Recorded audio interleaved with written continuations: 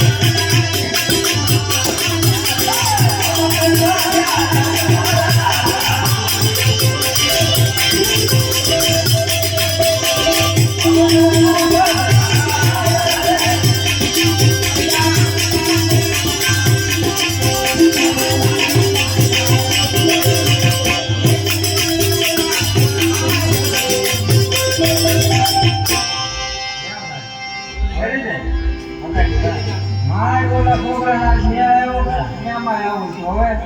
try ન કરે આમ બધા આમ ચાલા એના જોઈ જઈ જઈ આપણે પૂછે તો પોતું બોલી નહીં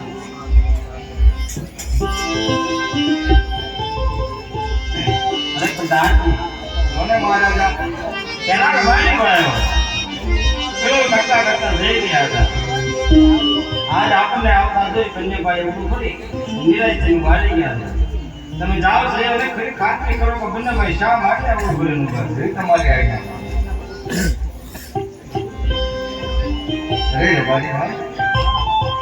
અરે રબારી ભાઈ હજી હમણાં તમે બે ભાઈઓ કિલો કરતા કરતા થઈ ગયા હતા અમારા મહારાજાને આવતા જોઈ તમે આવડું શા માટે કરી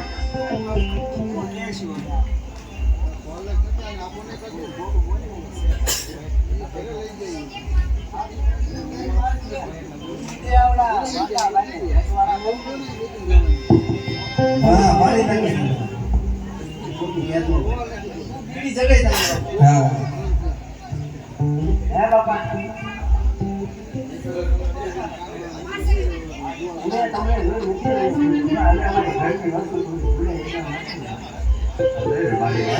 બધી વસ્તુ બધી સામગ્રી તમારી સાથે છે તો તમે જુદું શા માટે બોલી ગયા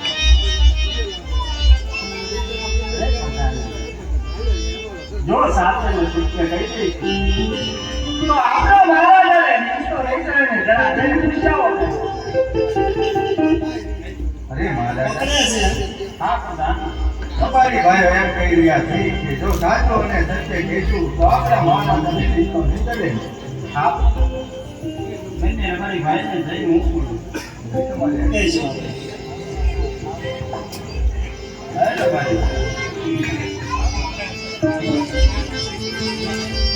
આજ તમે સત્ય બોલો અને મને એમ કરે અને મારી જે કાંઈ બની મારી પાસે વાત હોય સત્ય કહી દઈશું સત્ય બોલવાથી સત્ય સાંભળવાથી કોઈ દિવસ નહીં શકતી નથી કોઈ દિવસ માઠું પણ લાગતું નથી એટલા માટે જીવનની મારી પાસે હંમેશા બંને ભાઈ સત્ય બોલજો અસત્ય કોઈ દિવસ બોલતા નહીં આજ કદાચ અસત્ય બોલો ને તમને બંને ભાઈને તમને ઠાકર ભગવાનના સોગંદ ઠાકર ના હાથ બધા ફોટો તો બોલાય જ નહીં કઈ દેવું છે